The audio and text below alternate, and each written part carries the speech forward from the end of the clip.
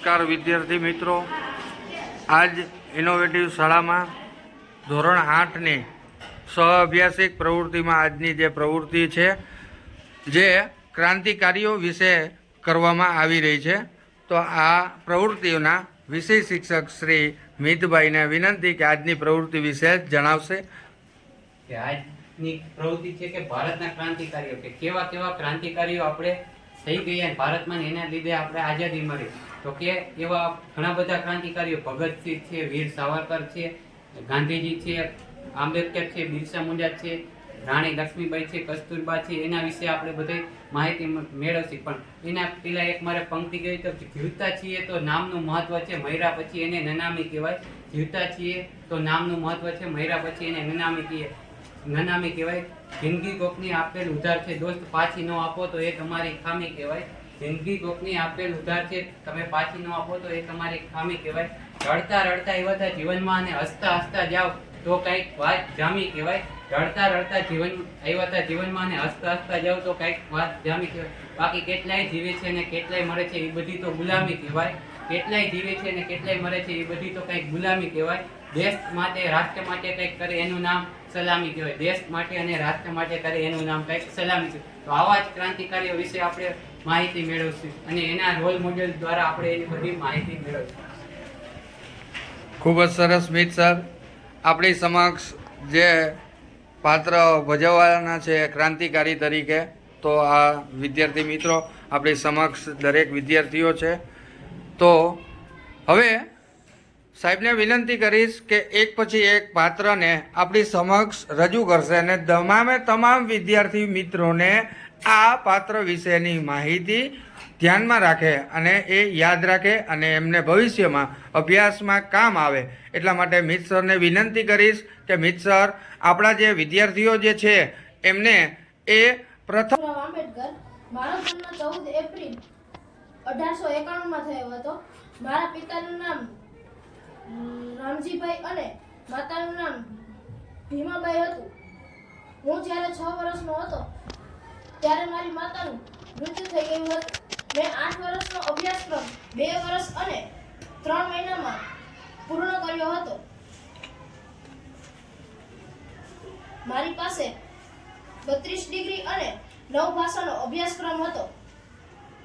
મારું મૃત્યુ 6 ડિસેમ્બર 1956માં થયું હતું.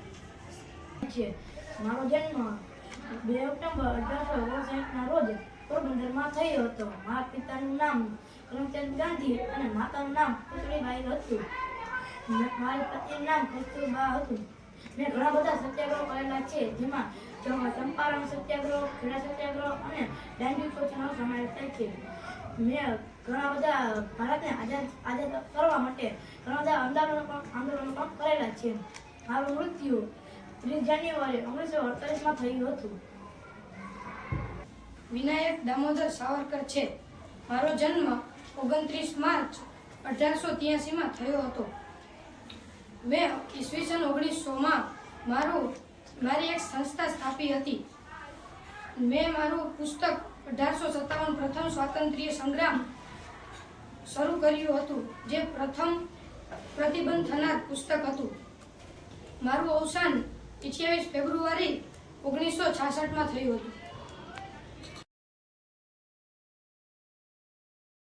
मैं रानी लक्ष्मी प्रतिज्ञा करती हूँ जब तक मेरे शरीर में रक्त की आखिरी बूंद रहेगी मैं झांसी की रक्षा करूँ. मैं अपनी झांसी किसी को नहीं दूंगी. हम लड़ेंगे ताकि आने वाली पीढ़ी अपनी आज़ादी का जश्न मना सके. जब बैठी उठ खड़ी होती है तब विजय बड़े होते हैं. हर हर महादेव. ખૂબ જ સરસ. આજે આપણે ધોરણ 8ના સહઅભ્યાસિક પ્રવૃત્તિઓમાં એક પ્રવૃત્તિ કરવામાં આવી હતી, જે ક્રાંતિકારીઓ જુદા જુદા જે આપણા દેશને સ્વતંત્રતા અપાવનાર જે મહાન ક્રાંતિકારીઓ જે છે એના વિશેની આજની આ પ્રવૃત્તિ ખૂબ જ સારી એવી અને વિદ્યાર્થીઓને પણ આમાં ખૂબ મજા પડી હોય અને એમને પણ સારું એવું નોલેજ આ પ્રવૃત્તિ દ્વારા પ્રાપ્ત થયેલું છે. તો આપણે વિદ્યાર્થી ધનરાજભાઈને પૂછીએ કે આ પ્રવૃત્તિમાં તમને કેવું લાગે છે અને કેવું એ જ્ઞાન પ્રાપ્ત કરવામાં મદદરૂપ થશે? આ પ્રવૃત્તિઓ મને ખૂબ જ સારી મજા આવી અને આ બધા ક્રાંતિકારીઓ વિશે જાણવા મળ્યું અને અને અમારા પાઠ્યપુસ્તકમાં પણ આવે છે. બરાબર છે. Very good, very good. ખૂબ જ સરસ. ધનરાજભાઈને આ પ્રવૃત્તિ દ્વારા ખૂબ જ સારું એવું જ્ઞાન પ્રાપ્ત થાય છે. આ સાથે બાજુમાં બેન શ્રી આપણે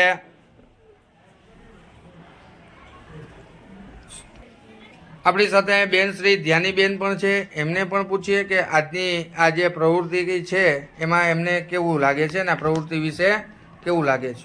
આ અમને પ્રવૃત્તિ ખૂબ જ સરસ લાગી. અમે પ્રત્યક્ષ રીતે પણ જાણકારી મેળવી. પાઠ્યપુસ્તકમાં તો મેળવીએ જ છીએ, પણ કંઈક જોઈને જ્ઞાન લઈએ તો વધારે યાદ રહે.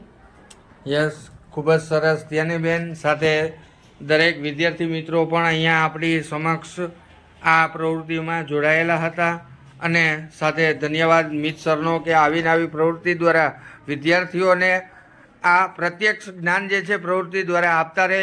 અને સાથે આપણા જે રોલ ભજવનાર જે આપણા વિદ્યાર્થીઓ જે છે એમણે જુદા જુદા પાત્રો દ્વારા એમના સહપાઠી મિત્રોને પણ આ નોલેજ મળે અને એ પણ એ પોતાના અભ્યાસમાં આગળ વધે. એવા જય હિન્દ, જય ભારત, જય હિન્દ, જય ભારત.